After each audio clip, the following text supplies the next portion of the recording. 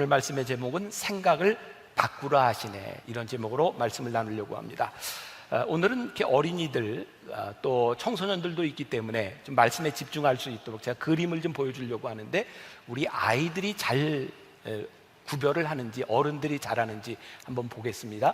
아마 많이 접해봤던 그림일 거예요. 많이 보셨을 겁니다. 이 그림을 보시면 두 가지로 보이죠. 두 가지 모습이 다 보입니까? 아름다운 여인의 옆모습과 할머니의 모습이 보이나요? 어떻게 보이는지 한번 구별이 되세요? 안 보이면 팔자. 자, 다음 그림으로 한번 넘어가 보겠습니다. 자, 여기에는 뭐가 보이시나요? 악기를 연주하는 사람, 아니면 아름다운 여인의 얼굴? 구별이 되셨어요? 이렇게 좀 알려줘 보세요. 저렇게 여인의 얼굴, 얼굴 속 연주자. 10시 예배 때는 이게 됐는데, 자, 세 번째, 다음 거 한번 가봅시다. 자, 저게 오리로 보이세요? 토끼로 보이세요? 이게 이상한 바이러스가 지금 여기 침투된 것 같아요, 지금. 자, 보여줘 보세요. 자, 저렇게 보면 오리고, 저렇게 보면 토끼입니다. 다음 그림 하나 더 볼까요? 여인의 얼굴이 보이세요? 남자의 얼굴이 보이세요? 요건 좀 쉬운가 보네요. 자, 여자의 얼굴, 남자의 얼굴. 마지막 하나 더 보겠습니다. 자, 저기에서는 어떤 모습이 보이나요? 사람의 얼굴만 보이나요? 아니면 두 사람이 마주본 모습이 보이나요? 자, 저렇게 보입니다. 자, 제가 왜 저걸 여러분들에게 보여주느냐, 오늘 말씀을 열면서 이게 똑같은 그림을 우리들이 어떻게 보느냐에 따라 이런 모습도 보이고 저런 모습도 보이는 거죠.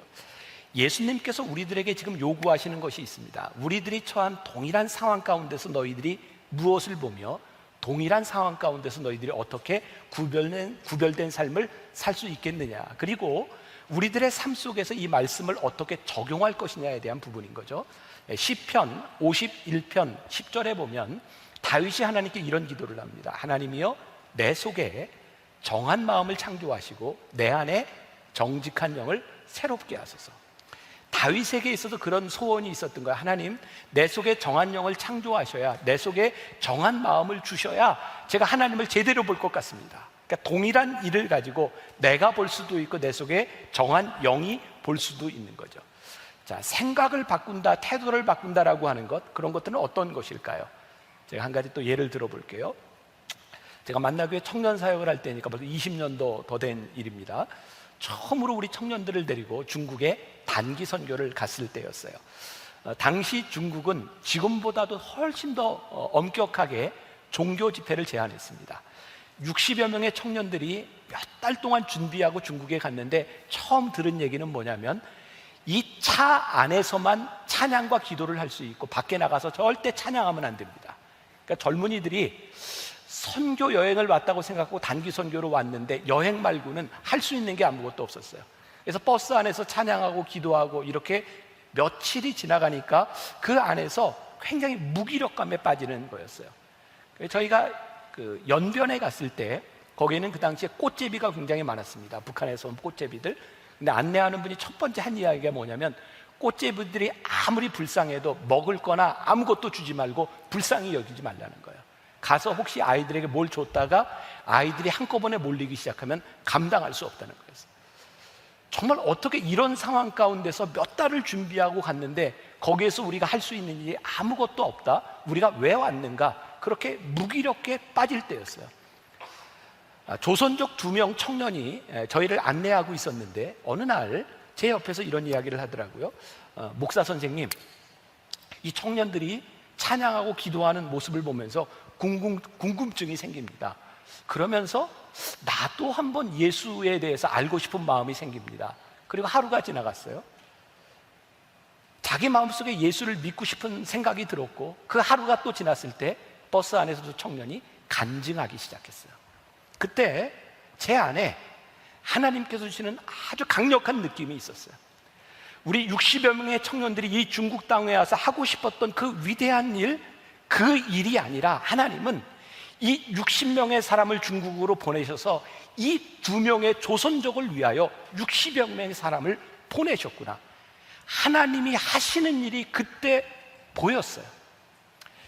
허드슨 테일러라고 하는 중국의 내지 선교회를 만든 그분이 책에서 이런 이야기를 합니다.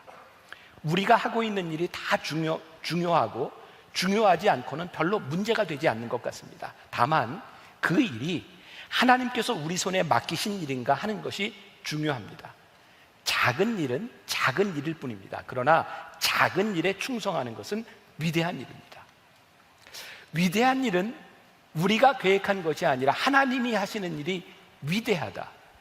이 의식의 전환 속에 우리들이 들어갈 때 하나님이 하시는 일이 보이기 시작합니다. 제가 좋아하는 표현인데, 이 역사를 이끌어 가시는 이 하나님의 손길, 도도한 이 역사의 손길, 하나님의 역사하심이 우리들 눈에 들어오지 않으면 우리들이 어떻게 하나님의 뜻대로 살아가겠습니까?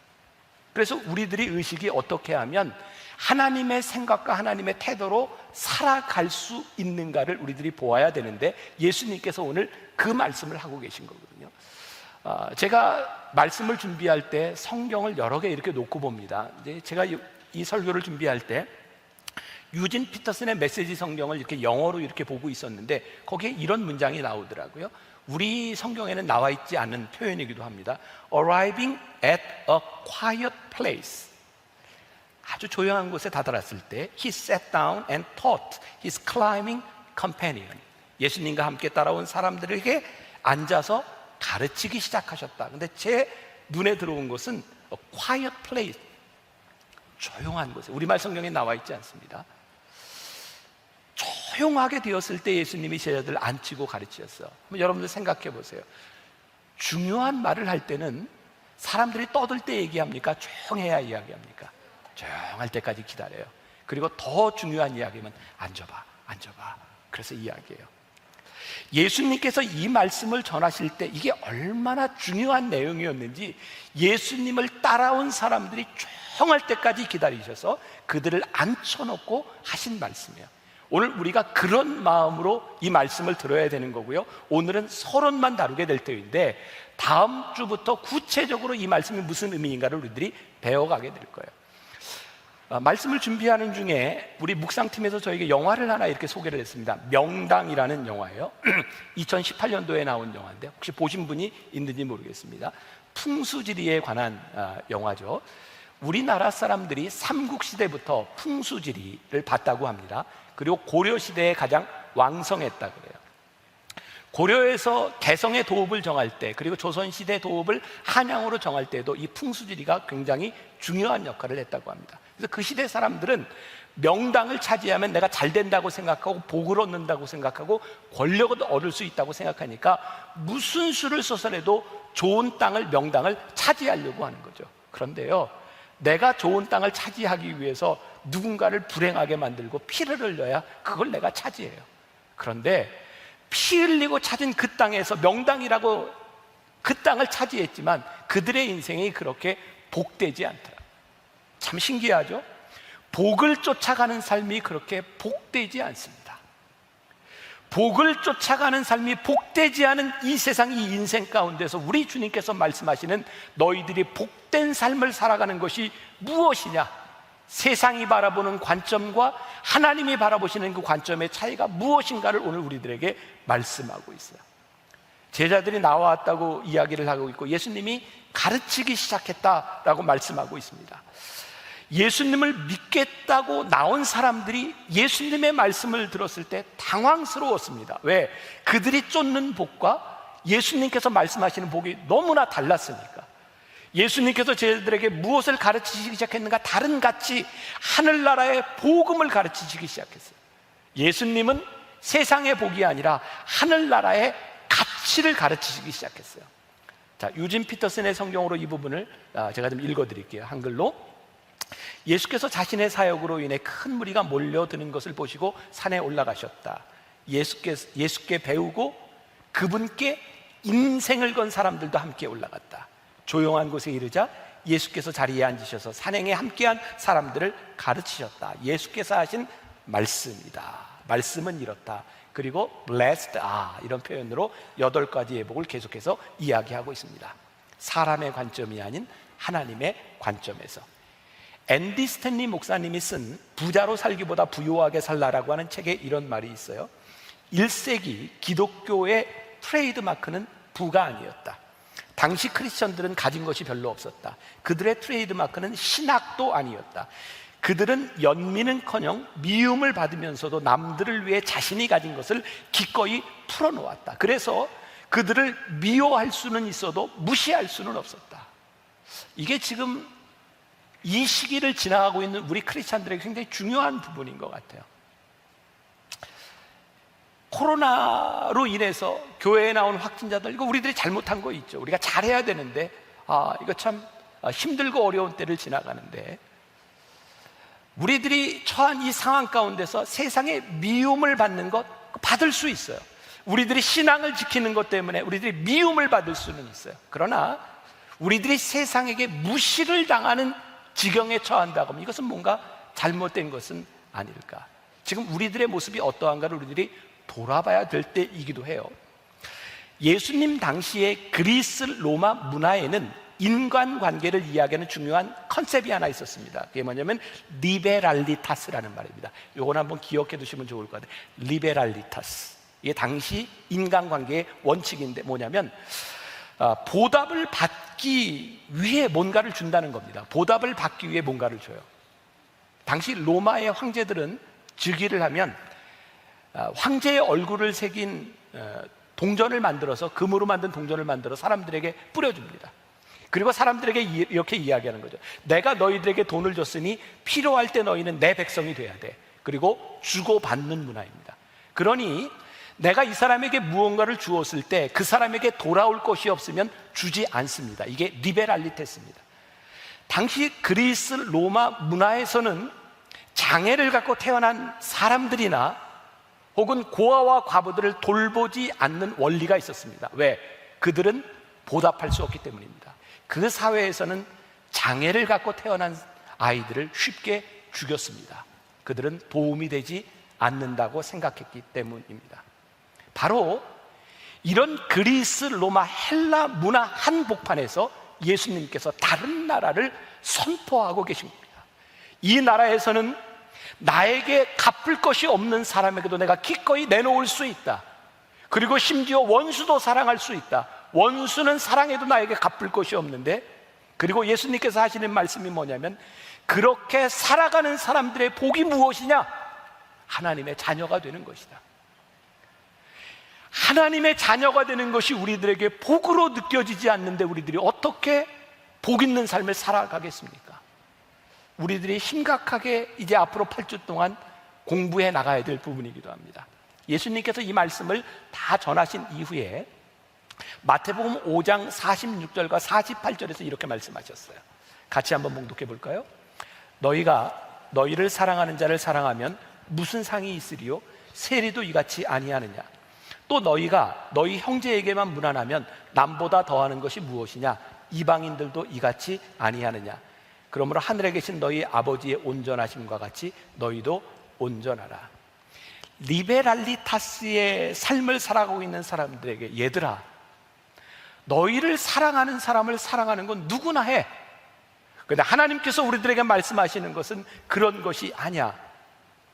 무엇이 복일까? 말씀을 준비하다 저에게 이런 생각이 들었습니다. 복은 하늘에서 떨어지는, 어디에서 오는 것이 복이 아니라 우리들에게 주어진 삶을 복되게 만드는 것이 진짜 복이다. 그러니까 이 팔복 말씀을 보면요, 우리들이 처한 상황 가운데서 어떻게 마음이 가난한 자로, 어떻게 온유한 자로, 어떻게 의에 줄이고 목마를 자로 살아가느냐는 거예요. 창세기에 선악과의 이야기가 나옵니다. 예수 믿지 않는 사람들이 제일 많이 질문하는 것 중에 하나이고, 여러분들 가운데도 그런 질문을 하는 분이 있을지 몰라요. 왜 하나님은 선악과를 만들어 놓으셔서 왜 그걸 따먹게 만드셔서 그냥 안 만드시면 되지, 그걸 왜 만드셔서 죄가 오고 우리를 이렇게 피곤하게 만드시냐고. 그죠? 그런 질문 안 드세요?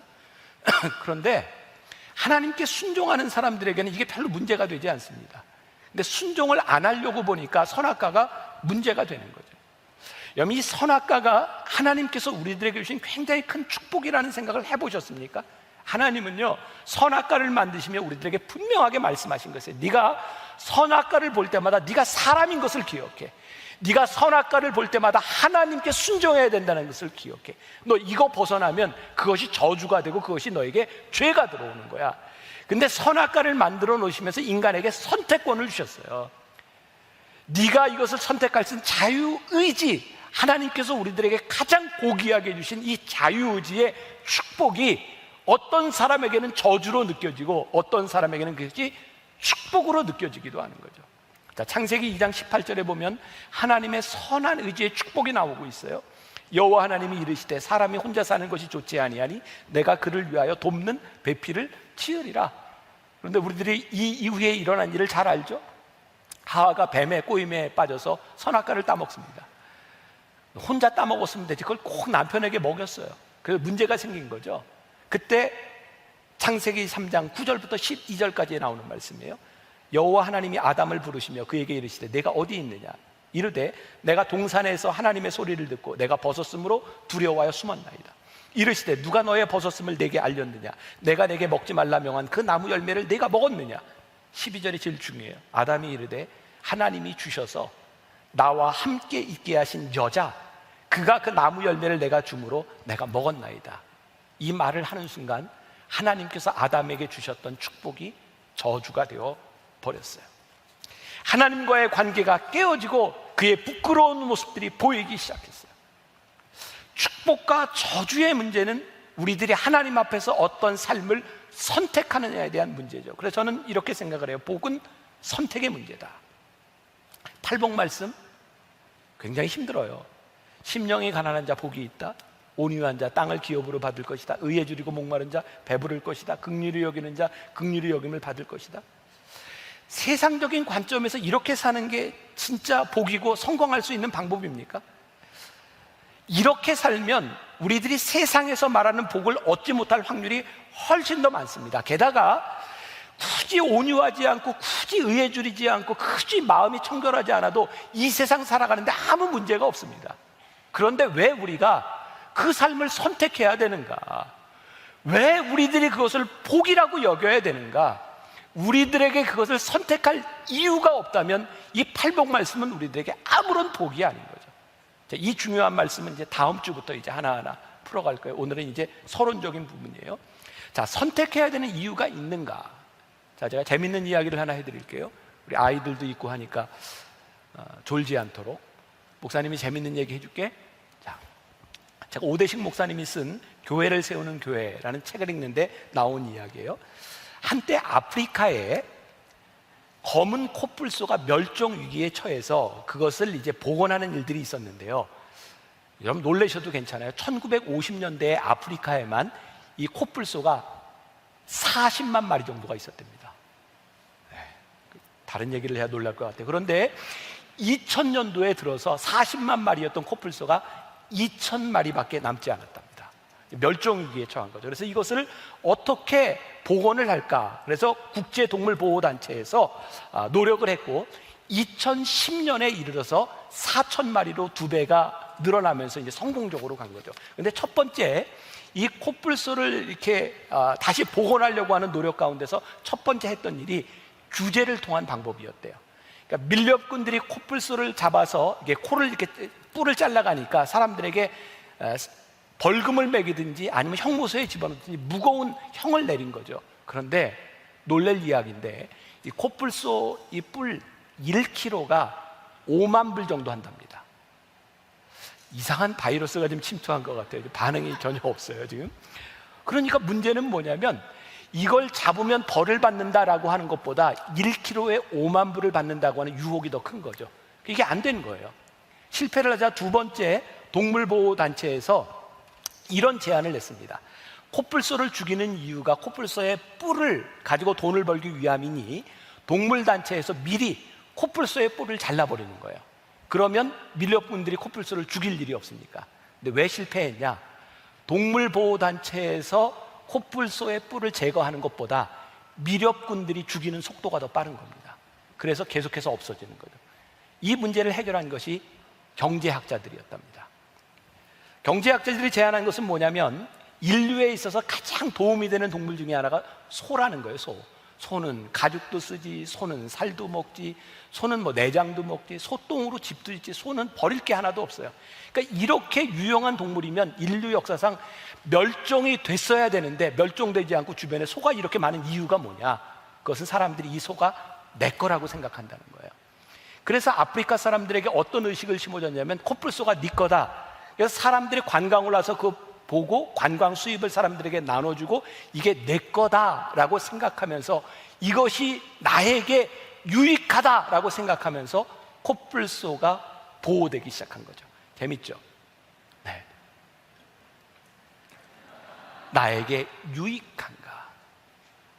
전 굉장히 중요한 질문이고 우리들이 물어야 될 부분이라고 생각하는데, 우리 주님께서 우리들에게 말씀하시는 이 팔복이 나에게 정말 중요하고 복된 일이구나 라고 느껴지지 않으면 우리는 복된 삶을 선택하지 못해요.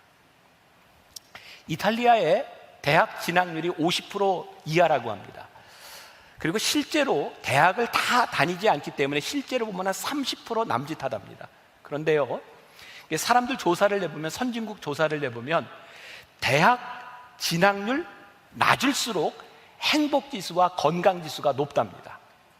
우리나라 대학 진학률 보통 70%가 넘고요, 2005년도에 정점을 찍었는데 82%까지 올라갔답니다. 우리나라는 대학을 많이 진학합니다. 이웃나라 일본은 51% 정도 대학 진학을 한답니다. 한국 사람들이 그렇게 이를 팍팍 악물고 대학을 진학하려고 하는 이유가 뭘까요? 대학을 안 나오면 돈을 못 벌고 무시당할 수 있어. 그래서 우리는 무시당하지 않고 잘 살기 위해서 끝까지 대학을 갑니다. 저학력과 가난을 무시하는 사회에서는 그 대학을 가야 되는 거죠. 책에 보니까 어떤 그 선교 단체를 함께하는 의사들의 이야기가 나오는데, 그 의사들은요, 하나님의 일을 하면서 각자 병원을 하고 있지만 어떤 사람이 선교를 나가면 그 가정을 함께 모여서 다 도와주는 거예요. 근데 의사들은 돈을 잘 버는 의사도 있고 돈을 좀 덜 버는 의사도 있고 한데, 이 공동체에서는요, 돈을 조금 버는 것에 대해서 아무런 문제가 없다는 거예요. 그리고 어떤 면에서 보면 내가 돈이 많다고 하는 것을 부끄럽게 여긴다는 거예요. 그러면 이 책에서 이런 이야기를 합니다. 저 사람들이 부와 가난을 문제 삼지 않는 이유가 있다. 그것은 부와 가난이 어쩔 수 없이 우리에게 온 것이 아니라 그것을 선택했기 때문입니다. 내가 가난을 선택해야 되는 이유가 있으면 그것은 복된 것이다. 내가 부자가 되는 이유, 내가 돈을 벌어야 되는 이유도 있고 마음이 가난해야 되는 이유도 있고, 우리는 우리들의 삶을 하나님 앞에서 복되다고 여기는 것을 우리들이 선택하며 살아갈 수 있는가? 우리가 교회의 예를 들어보면, 제가 그랬거든요. 만날교회 담임 목사가 되고 목회를 하면서 우리 교회가 이런 교회가 아니었으면 좋겠다고 생각했어요. 왜냐하면 분당에서 제가 한 16년 전 담임 목사가 될 그 무렵에 분당에 제일 인기 있는 교회는 교회 건물이 없는 교회예요. 교회 건물을 가지고 있으면 죄를 짓는 것 같아요. 근데 어느 날 하나님께서 저에게 이렇게 생각을 주셨어요. 너와 너희 교인들에게 주어진 이 건물이 너희들에게 얼마나 큰 축복이냐. 이것을 너에게 주었으니 이것을 복되게 하라. 저희 교회에서 모여 예배드리고 함께 예배하는 성도들이, 여러분들이 낸 헌금들이 하나님 앞에 어떻게 쓰여지고 우리들이 어떻게 이것을 잘 쓰는가가 우리들에게 복된 일로 느껴지기 시작했어요. 어떤 교회는 이런 거 자랑하는 교회 있어요. 우리가 헌금을 이만큼 모아놨다고. 하나도 부럽지 않은 거예요. 우리가 모으지 않고 하나님 앞에 이 모든 것을 쓰는 것으로 선택하고 나니 그것이 복된 거예요. 제가 교회의 예를 들었지만 지금 여러분들이 가지고 있는 직장, 여러분들의 인생, 여러분들의 삶을 결정하는 그것들이 어쩔 수 없는 것이 아니라 하나님 앞에서 여러분들이 선택하는 것이 될 때 그것이 얼마나 복된 일이냐. 그 선택의 이유가 우리들에게 있느냐는 거예요. 자, 팔복의 말씀은 혁명이 아니라 개혁입니다. 따라 하셨으면 좋겠어요. 팔복의 말씀은 이상한 바이러스가 오늘 침투했어요. 자, 팔복의 말씀은 혁명이 아닌 개혁입니다. 자, 혁명은 뭐고 개혁은 뭘까요? 혁명은요, 다른 사람을 바꾸어 이뤄내는 게 혁명입니다. 혁명을 일으키면 피가 흐르고요, 싸움이 있습니다. 개혁은 다른 사람을 바꾸는 것이 아니라 내 속에서 일어나는 내가 바뀌어지는 게 개혁입니다. 팔복은 누구를 바꿈으로 우리들에게 복이 있으리라고 말씀하는 것이 아니라 하나님의 말씀을 선택한 우리들에게 일어나는 것이 복이라고 말씀하고 있어요. 가난하고 온유하고 청결하고 의에 줄이고 목마른 삶을 사는 것이 복되다 여길 때 우리들은 기꺼이 우리는 복 있는 자의 선택을 하게 되죠. 중세시대 종교개혁은요, 교회가 개혁됨으로 인해서 세상을 바꾸는 운동이었어요.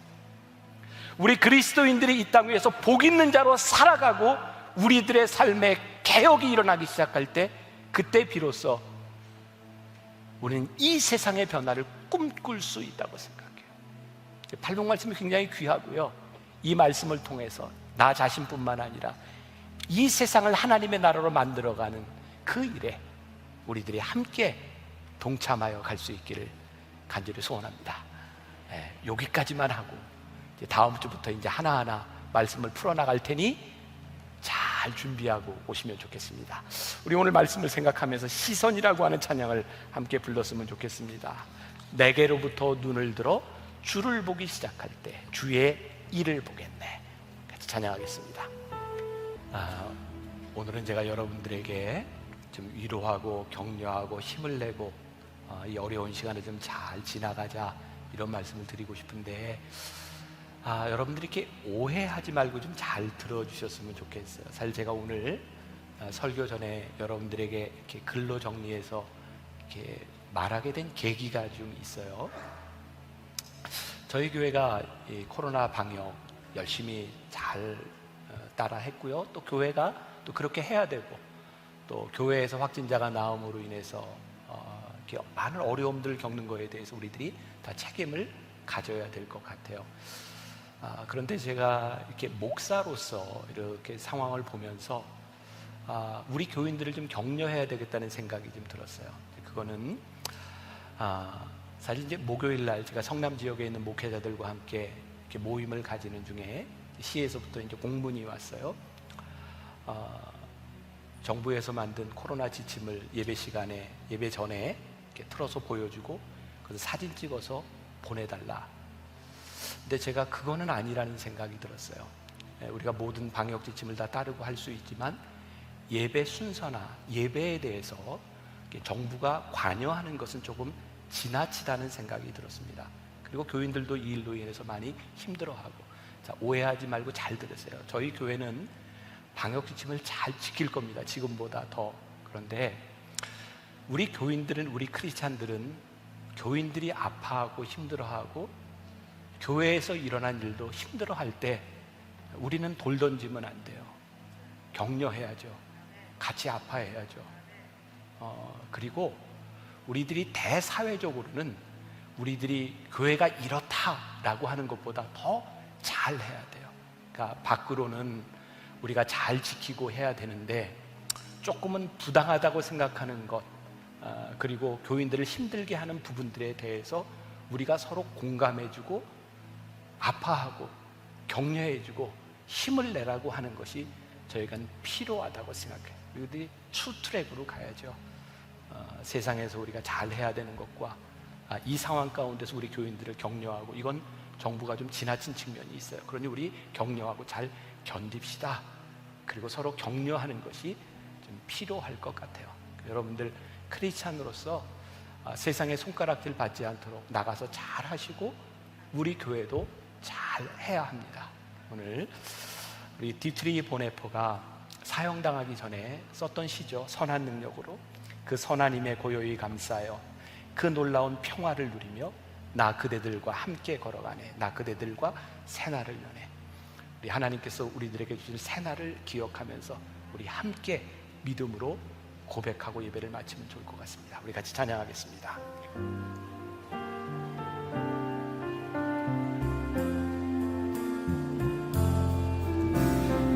선한 힘에 고요히 감사하여 이 놀라운 평화를 누리며 나 그대들과 함께 걸어가네. 나 그대들과 새날을 여네. 지나간 오늘 어둠의 날들이 무겁게 내 영혼 짓눌러도 주여 우릴 외면치 마시고 약속의 구원을 이루소서. 그 선한 힘이 우릴 감싸시니 믿음으로 일어나길 기대하네. 언제나 우리와 함께 계셔. 하루 또 하루가 늘새 그 선한 힘이 우리를 감싸시니 그 선한 힘이 우리를 감싸시니 믿음으로 일어나길 기대하네. 언제나 우리와 함께 계셔. 하루 또 하루가 늘 새로워. 하루 또 하루가 늘 새로워. 하루 또 하루가 늘 새로워.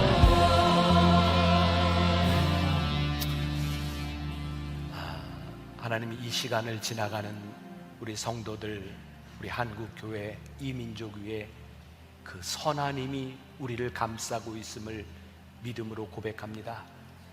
우리가 함께 이 길을 걸어가며 새날을 열 것을 기대하며 나아갑니다. 하나님, 이 사회를 축복하시고 교회를 축복하시고 이 민족을 축복하여 주옵소서. 비난하기보다는 서로 사랑하고 감싸고 우리가 서로 형제 자매요 이웃임을 믿음으로 고백하는 거룩한 주의 백성들 되게 하여 주옵소서.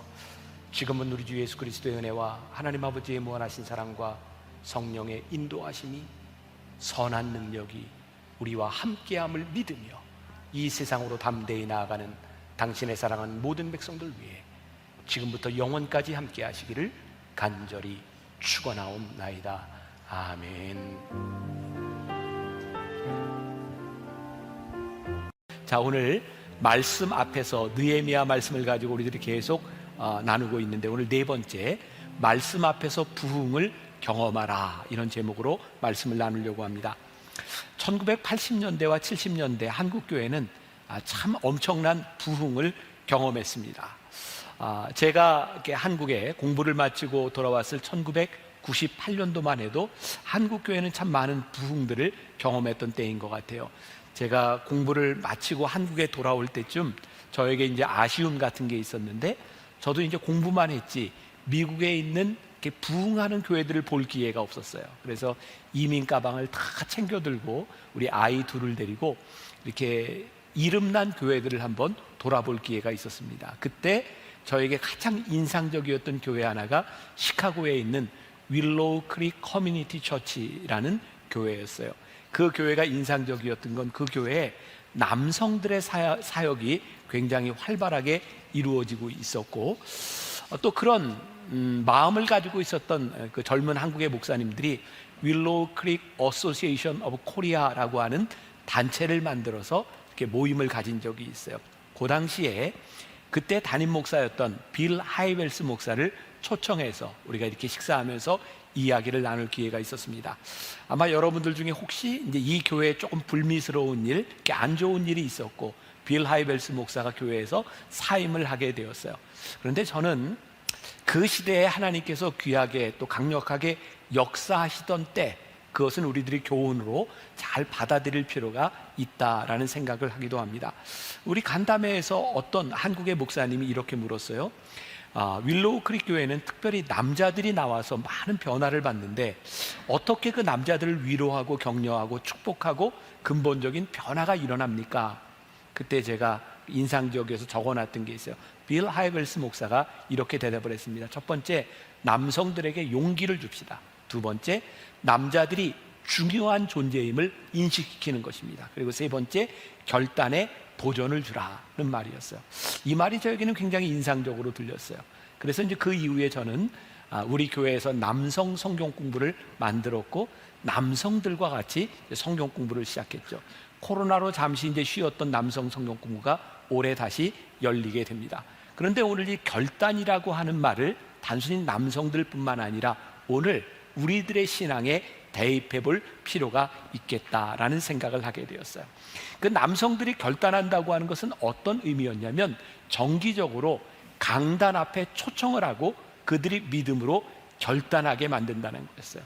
저는 오늘 여러분들과 함께 이 결단이 부흥과 어떤 연관이 있는가라고 하는 것을 함께 생각해 보려고 합니다. 자, 여러분들에게 한번 물어봅시다. 여러분들의 인생에 부흥이 있으면 좋겠습니까? 코로나 때문에 그냥 대답은 안 하고 끄덕끄덕 하시는 거죠. 네, 여러분들의 인생에 부흥을 경험하는 것은 큰 축복입니다. 오늘 그 우리들이 복된 이야기를 함께 나누려고 해요. 자, 말씀 앞에서 결단한다고 하는 것. 자, 우리는 지난 몇 주의 설교를 통해서 느헤미야가 예루살렘의 성벽을 재건할 때 여러 가지 어려움이 있었다라고 하는 것도 들었고 그 어려움을 어떻게 헤쳐나갔는가라는 이야기도 들었어요. 그리고 이 성벽을 재건하는 것 단순히 성벽을 재건하는 차원의 문제가 아니라 하나님의 말씀 앞에서 회개하는 영적 부흥 운동이 함께 와야 된다는 것도 우리는 배웠습니다. 자, 오늘 본문 느헤미야 8장 2절에 보니까 이렇게 시작되고 있어요. 일곱째 달 초하루에 제사장 에스라가 율법책을 가지고 회중 앞 곧 남자나 여자나 알아들을 만한 모든 사람 앞에 이르러. 자, 여기에 일곱째 달 초하루라고 하는 말이 굉장히 중요합니다. 이스라엘은 날짜를 계산하는 방법이 두 가지가 있습니다. 하나는 민간력이 있고 또 하나는 종교력이 있어요. 여기에 일곱째 달, 어떤 의미가 생각이 나세요? 일곱이라고 하는 말은 안식, 일곱째 날 안식일, 일곱째 달 안식월. 그러니까 종교적으로 이날은 이스라엘 백성들이 모여서 하나님의 성회로 모여서 나팔을 불면서 이날을 기념했어요. 그래서 이날을 나팔절 혹은 초막절, 장막절이라고도 합니다. 근데 민간적으로 보면 일곱째 달이 뭐냐면 신년 첫날을 이야기하는 거예요. 그러니까 어쩌면 오늘 구정을 맞이하는 우리들에게 딱 들어맞는 말씀일 것 같다는 생각이 들어요. 그럼 이날의 의미는 무엇일까? 레위기 23장 23절부터 25절까지 나와 있습니다. 우리 한 목소리로 봉독하죠. 자, 시작. 여호와께서 모세에게 말씀하여 이르시되 이스라엘 자손에게 말하여 이르라. 일곱째 달 곧 그 달 첫날은 너희에게 쉬는 날이 될지니 이는 나팔을 불어 기념할 날이요 성회라. 어떤 노동도 하지 말고 여호와께 화제를 드릴지니라. 자, 우리들이 느헤미야 말씀을 우리들이 보고 있는데 이 말씀을 잘 이해하기 위해서는 뭐를 알아야 돼요? 레위기를 알아야 되는 거예요. 자, 올해 들어서 우리들이 성경 통독, 우리들이 말씀 앞에서 이렇게 한 해를 시작하고 있습니다. 우리들이 성경을 보는데요, 우리들이 창세기부터 이 말씀을 잘 관통해서 보게 될 때 말씀이 말씀으로 설명하는 것을 우리들이 깨닫게 됩니다. 성경 통독을 하는 건, 한번 정독을 하는 건 굉장히 중요한 일입니다.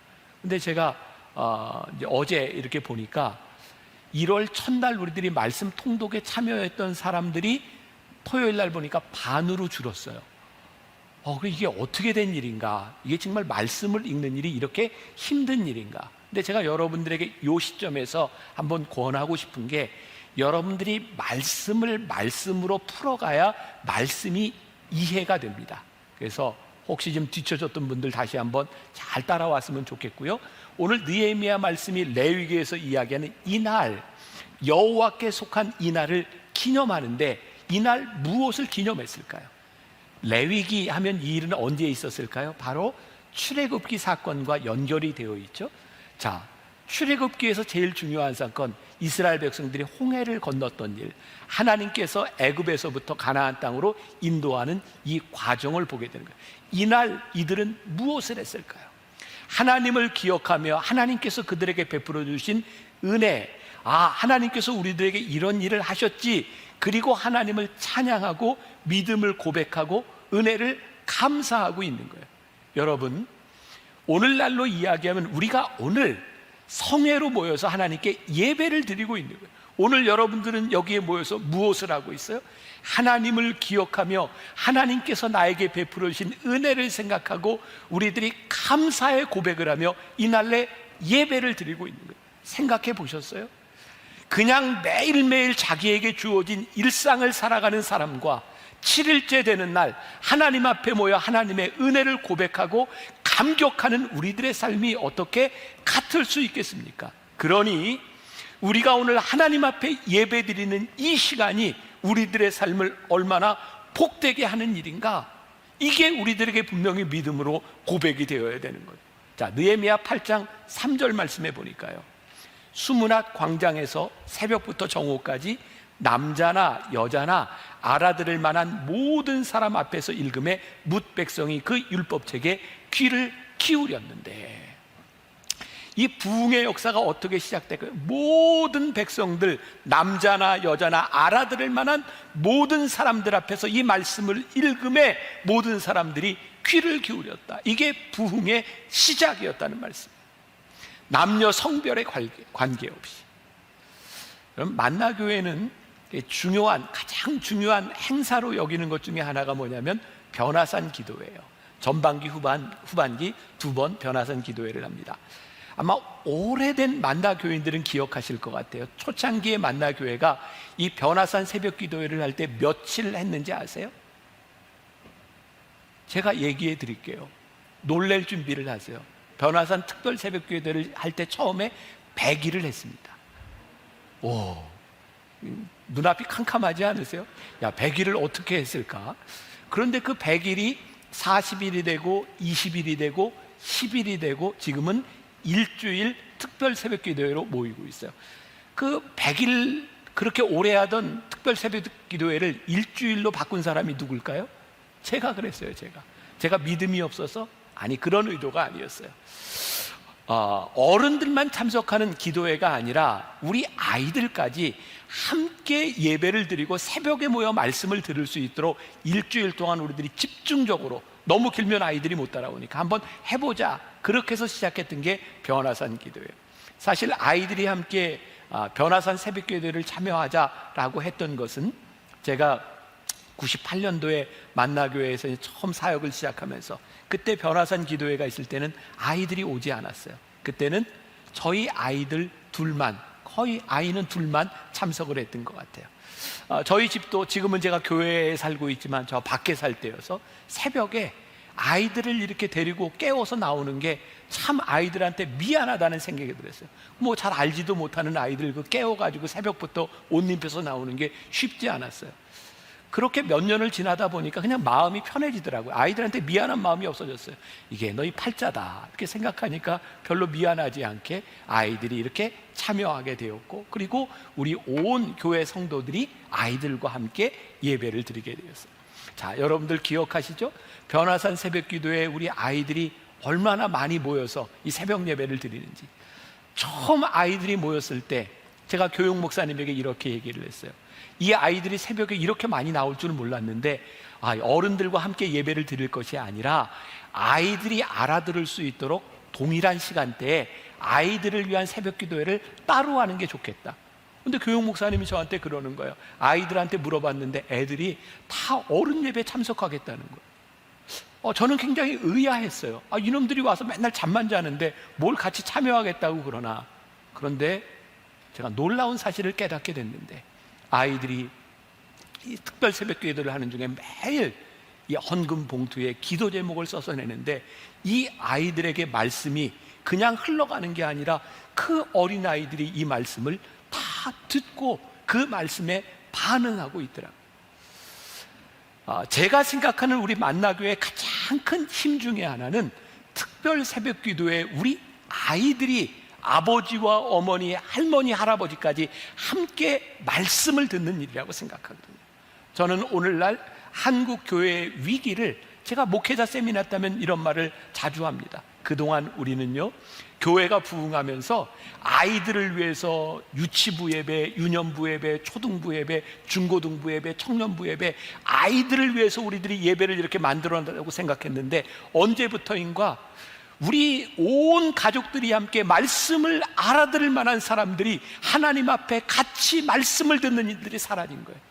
그리고 부모들이 언제부터인가 교회에 아이들을 맡겨놓고 교회에서 알아서 책임져 주리라고 생각했던 거죠. 그런데 오늘 놀라운 일을 깨닫게 되는데, 이 느헤미야와 이 백성들이 하나님을 알아들을 만한 모든 사람들이 함께 모여 그 말씀을 들으며 그들이 믿음으로 반응하기 시작할 때에 영적 부흥을 경험하게 되었다는 거예요. 하나님, 우리 한국교회에, 아니 우리 교회에 우리 온 가족들이 함께 말씀을 들으며 이 말씀 앞에 반응할 수 있는 이 부흥의 역사가 시작되게 하여 주옵소서. 이게 우리들이 잃어버린, 아주 불쌍한 잃어버린 우리들의 잘못이라는 생각이 드는 거예요.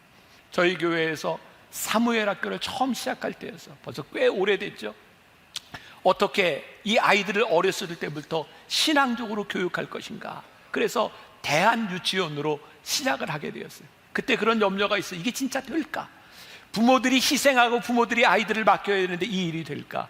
그래서 이 사무엘 학교를 홍보하면서 그 주보에, 지금은 저희 교회 주보가 없지만 예전에 주보가 있을 때요, 한 아이의 사진이 아마 홍보용으로 이렇게 나갔던 것 같아요. 전 지금도 기억해요. 그 아이의 할머니가 저에게 와서, 목사님, 우리 아이가 주보에 나왔어요. 단순히 주보에 나와서 자랑한 이런 차원의 문제가 아니라 모든 사람들이 보는 교회 주보에 우리 아이가 나왔어요. 그 아이의 얼굴이 나온 것에 대한 감격함을 제가 잊지 못해요. 오늘 저는 말씀을 준비하고 말씀을 나누면서 이런 질문을 여러분들에게 던져봐요. 우리가 오늘 하나님 앞에 예배 드리고 있는데 하나님 앞에 사진이 찍히듯이 우리의 모습이 각인되어 우리들이 오늘 예배를 드리고 있습니까? 모든 사람들이, 아니 많은 사람들이 지금 예배를 드리고 있고, 오늘 여기에 앉은 사람보다 더 많은 사람들이 지금 모니터 앞에서 예배를 드리고 있는데 우리들 예배가 다 동일하지 않다는 거예요. 누가 하나님 앞에 각인된 사람이 되어 오늘 예배를 드리고 있는가? 교인들 중엔 모두가 다 똑같지 않은 것 같아요. 목사의 마음속에 기억되고 각인되는 사람이 있죠. 우리 교회 원로, 아주 오래된 장로님 중에 한 분이 있어요. 그분이 거의 90이 될 때까지 매주 나오시지는 못했지만 저기 화곡동에서 혼자 사시는 여자 장로님이 예배에 나오셨어요. 그 장로님은 예배를 마치고 나갈 때마다 꼭 저를 기다렸다가 제 손을 잡고 늘 이렇게 이야기했어요. 목사님, 오늘 예배가 너무 은혜스러웠어요. 제가 장로님께 이렇게 얘기했어요. 장로님의 예배가 어떻게 은혜스럽지 않을 수 있어요? 오늘 이 예배당까지 오는데 지하철 타고 버스를 2번 갈아타고 2시간 걸려 예배를 드리고 예배를 마치고 또 2시간 걸려 집에 가는 장로님의 예배가 어떻게 은혜스럽지 않겠어요? 오늘 우리가 하나님 앞에 똑같은 예배를 드리고 있지만 모든 예배가 하나님 앞에 각인되고 모든 예배가 은혜스러울 수 없다는 말씀이에요. 우리들이 하나님 앞에서 어떤 모습으로 우리들이 살아가는가? 오늘 우리 신앙의 위기가 무엇일까요? 저는 그런 생각을 해요. 언제부터인가 우리들의 예배 가운데 특별함이 사라진 거예요. 하나님, 오늘 예배를 드리는 내 예배의 특별함, 그 특별함이 사라지며 우리는 매너리즘에 빠지기 시작한 거죠. 여러분, 가끔 그 스포츠 중계를 보다 보면 이렇게 관중석들이 이렇게 잡혀요. 쭉 지나가다가 카메라가 누구 하나를 이렇게 딱 붙잡는 경우가 있죠. 어떤 경우들인가요? 아니, 야구장에 와서 야구는 안 보고 연인들이 둘이 껴안고 뽀뽀해. 그럼 그거 막 비춰줘요. 특별하니까. 또 가족들끼리 와서 화목하게 음식을 먹으면서 야구 중계를 보는 사람들을 보여줘요. 특별해요. 그런가 하면 모두가 응원을 하지만 특별한 치장을 하고 분장을 하고 응원을 하는 사람들을 보면 비춰주는 거예요. 왜? 특별하니까. 여러분, 우리가 살아계신 하나님 앞에서 영적인 예배를 드리고 있는데 매일매일 동일한 매너리즘에 빠진 예배가 아니라 하나님 앞에 특별한 예배를 드린다고 하는 것, 이것이 우리들에게 사라져버린 것이 우리들의 영적 부흥을 우리들이 경험하지 못하는 이유. 마태복음 8장에 보면 유명한 예의가 있어요. 백부장이 예수님께 나와서 하인을 고쳐달라고 할 때 백부장이 8장 8절에서 이렇게 얘기하죠. 백부장이 대답하여 이르되 주여 내 집에 들어오심을 나는 감당하지 못하겠사오니 다만 말씀으로만 하옵소서. 그러면 내 하인이 낫겠나이다. 백부장이 뭐라 그래요? 예수님 우리 집에 들어오시지 않아도 돼요. 말씀만 하시면 낫습니다. 예수님이 뭐라고 말씀하세요? 내가 너만한 믿음을 보지 못하였다.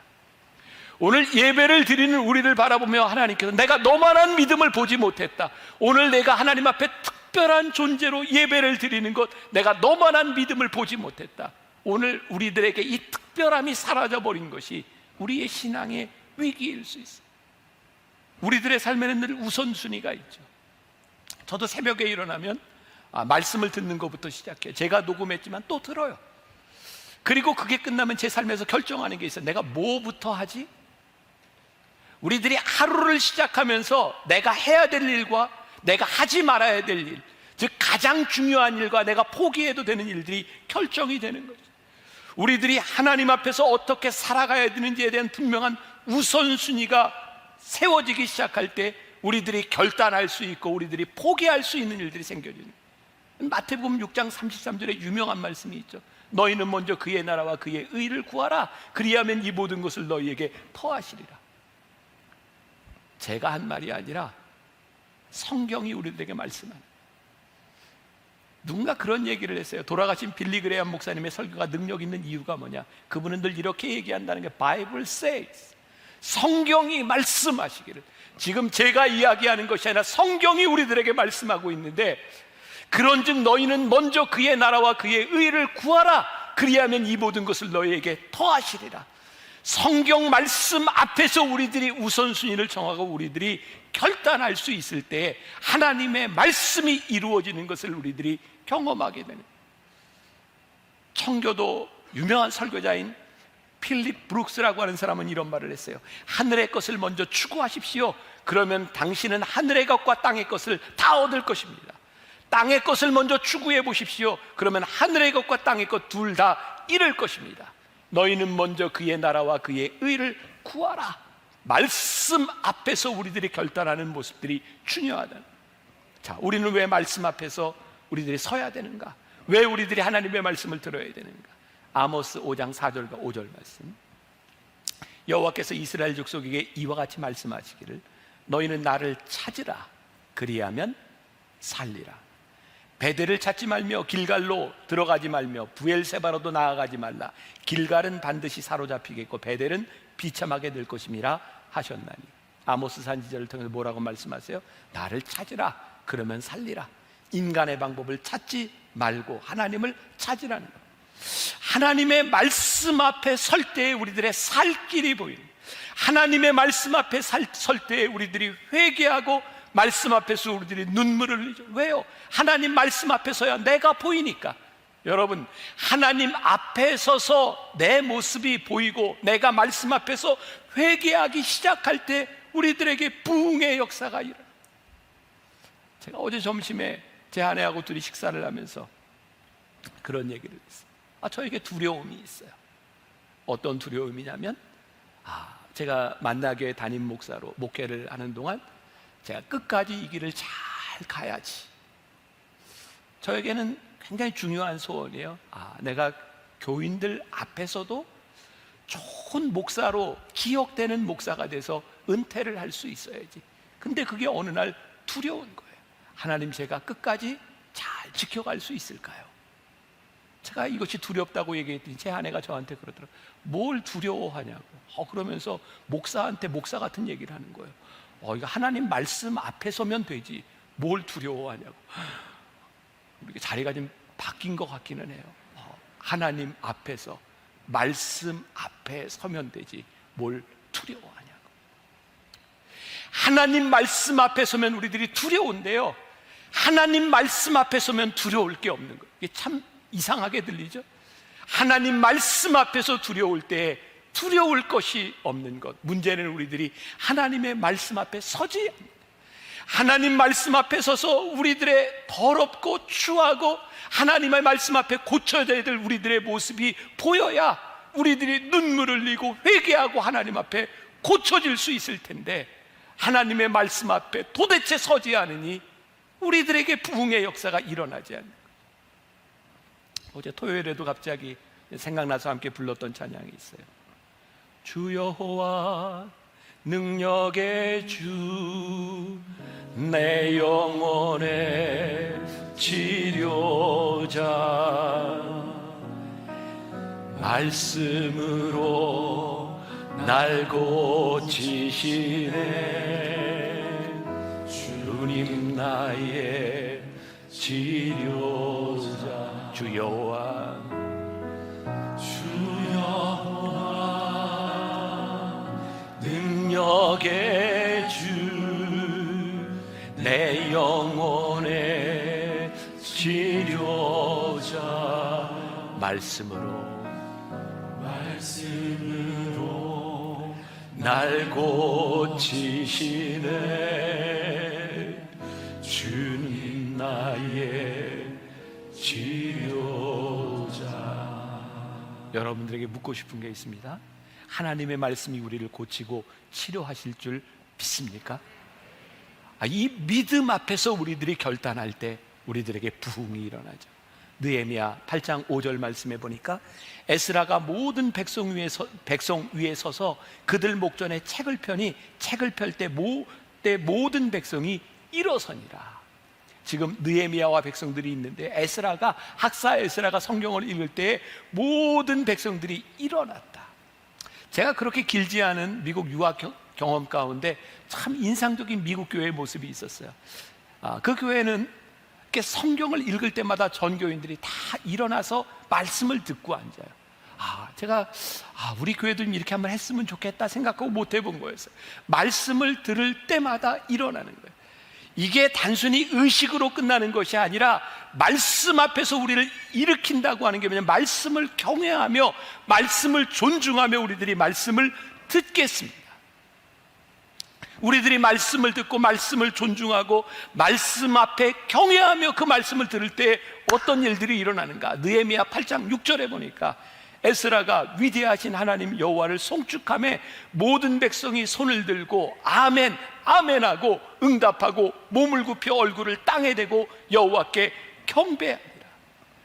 말씀이 들려질 때 뭐라고 이야기하고 있어요? 찬양과 기도를 할 때 우리들이 손을 들고 눈물을 흘리고 무릎을 꿇는 것들이 어색한 일이 아니라 말씀 앞에 이런 모습이 자연스럽다는 거예요.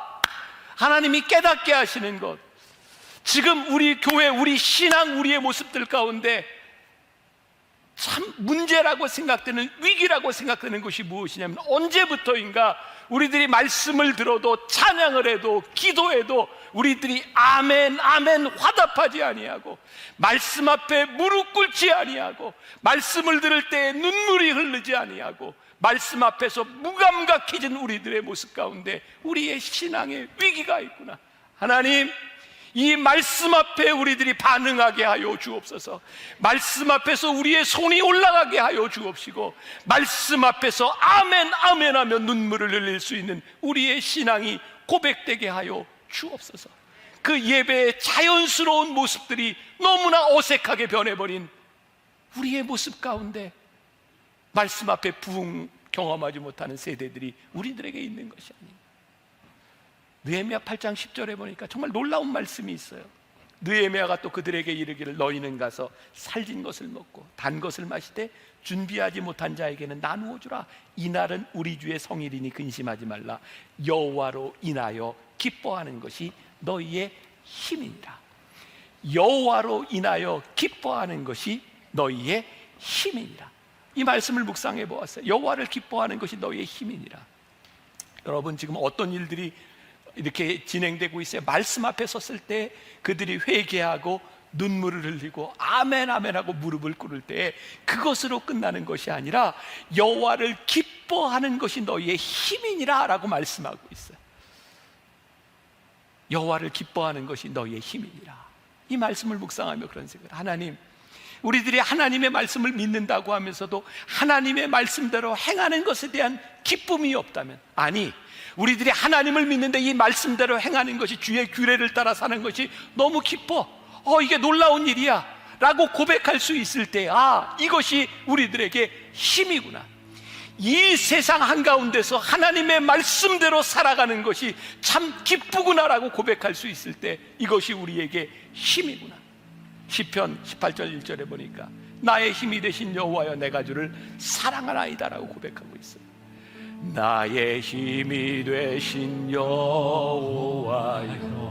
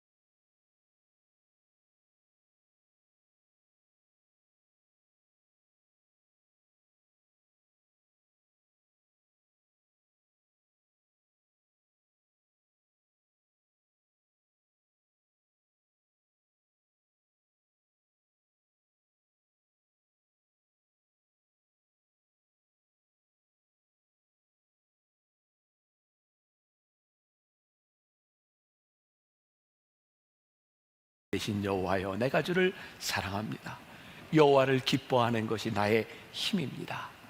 제가 요즘은 잘 그런 얘기 안 하는데, 요즘 제가 조금 잘난 척이 좀 덜해졌어요, 그죠? 예전엔 잘난 척 참 많이 했는데, 잘난 척 중에 하나가 이런 거였죠. 여러분, 저 같은 목회자한테 설교 듣고 있는 거 여러분 행복한 줄 아세요? 옛날에는 아멘이 컸었는데 이거. 네. 제가 그런 얘기를 했어요. 이유는 제가 어떤 자격이 있어서가 아니라, 제가 그래도 하나님 말씀 앞에서 고민하고, 하나님, 제가 하나님 앞에 좋은 목사가 되려고 노력합니다. 말씀 앞에 서려고 하는 것이 여러분들에게 행복이다. 저나 여러분들이나 누구나 완전해서가 아니라 우리들이 하나님 말씀 앞에 서려고 합니다. 이것이 우리의 힘인 줄 믿습니다. 나의 영혼아 잠잠히 하나님만 바라며 나의 소망이 그로부터 나옵니다. 내가 말씀 앞에 설 때, 여호와 하나님을 바라볼 때, 요동치는 이 세상 가운데서, 나를 속썩이는 사람들 가운데서 내가 잠잠히 하나님을 바라보니 이곳에서 나의 소망이 나옴을 믿습니다. 우리가 소망을 붙들고 살아갈 수 있는 것. 지난해 제가 여러분들과 함께 요한복음 5장을 가지고 여러 기적의 이야기들을 나누었어요. 요한복음 5장에 보면 베데스다 연못가에 38년 된 환자가 있었어요. 예수님이 물으세요. 내가 낫고자 하느냐? 예, 제가 낫고자 합니다. 예수님께서 그의 침상을 들고 걸어가라고 말씀하셨어요. 우리의 소망이 무엇일까요? 말씀 앞에서, 그 말씀 앞에서 반응하고 말씀 앞에서 우리들이 살아가는 것, 이것이 우리들에게 소망인 줄 믿습니다. 이것이 우리들에게 영적 부흥이 다시 시작됨인 것을 믿습니다. 우리들이 잃어버렸던 우리들의 신앙의 야성, 하나님 앞에 손을 들고 눈물을 흘리고 아멘 아멘 우리들이 화답하며 하나님 앞에 부르짖었던 우리의 신앙들을 다시 회복하고 영적 부흥의 역사 가운데 들어가는 여러분들이 되시기를 주님의 이름으로 간절히 축원합니다. 우리 나의 힘이 되신 여호와여 함께 찬양하고 하나님 앞에 정말 각인될 수 있는 우리의 모습으로 함께 찬양하고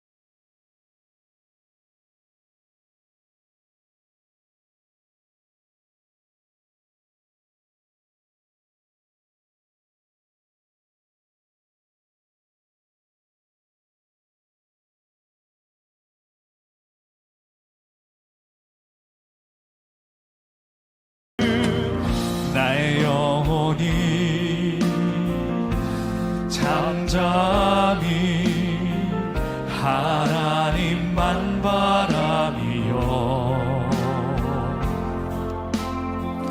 나의 구원이 그에게서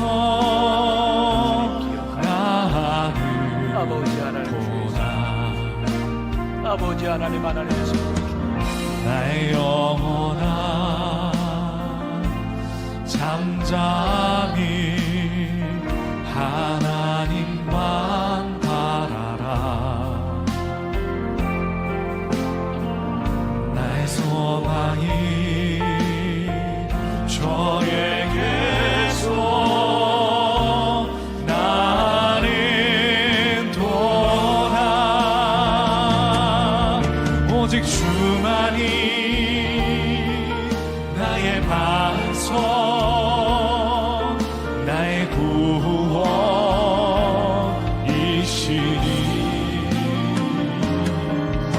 오직 주만이 나의 산성 내가 요동치 아니하리. 오직 주만이 나의 반석 나의 구원이시니.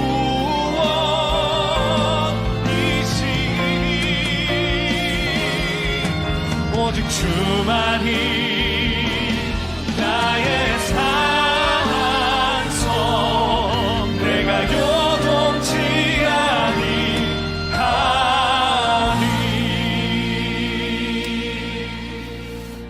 우리가 주님의 말씀 앞에 서기를 원합니다. 여호와가 나의 소망이 됨을 고백하기를 소원합니다. 오늘 말씀 앞에 서는 주의 백성들을 기억하여 주옵시고 오늘 이들의 삶 가운데 영적 부흥의 역사가 시작되게 하여 주옵소서. 지금은 우리 주 예수 그리스도의 은혜와 하나님 아버지의 무한하신 사랑과 성령의 인도하심이 말씀 앞에서 담대하게 믿음을 고백하며 이 세상으로 나아가는 당신의 사랑하는 모든 백성들을 위해 지금부터 영원까지 함께 하시기를 간절히 축원하옵나이다. 아멘. 말씀으로 들어가겠습니다. 새로운 결심 세 번째 시간이고 오늘 말씀의 제목은 복음의 능력만 신뢰하기로 결심한다. 오늘 여러분들에게 복음의 능력을 신뢰하는 결심이 섰으면 좋겠습니다. 제가 이번 시리즈 동안 게리 토마스의 일상 영성이라는 책을 이렇게 자주 인용을 하고 있는데 그 책에 보면 이런 이야기가 나와요. 이 게리 토마스가 한 마약 중독자를 만나게 됩니다. 집회에 참석해서 큰 은혜를 받고 1년 동안 마약을 코카인을 완전히 끊고 살았었는데 1년이 지나면서 신앙이 시들해졌을 즈음에 다시 마약을 하게 되고 그 사람과 함께 상담을 하게 됩니다. 게리 토마스가 이 청년에게 이렇게 말을 합니다. 하나님이 코카인에 대한 자네의 욕구를 완전히 없애주신 것은 엄청난 선물이었어. 하지만 두 번째는 그렇게 쉽지 않을지도 모르네. 다음번에는 하나님이 자네를 중독에서 끄집어 내주시기보다는 아마도 자네가 직접 끊기를 요구하실 것일세. 자, 이 말의 의미를 여러분들이 이해하셨는지 모르겠지만 우리가 복음의 능력으로 살아간다고 하는 것은 우리들의 삶의 어떤 한 번의 영적 체험이 아니라는 거예요. 우리들이 복음의 능력을 받았다고 하는 것은 이제 그 복음의 능력을 가지고 살아가는 것이고요. 어떤 분이 참 멋진 표현을 했습니다. 인내를 배우는 자신에게 인내하는 것, 그게 복음의 능력을 사는 것이다. 인내를 배우는 자신에게 인내하는 것. 가만히 한번 생각해 보세요. 우리가 은혜를 받고 복음의 능력으로 살아가는 우리들의 삶에는 끊임없는 인내를 요구하고 있습니다.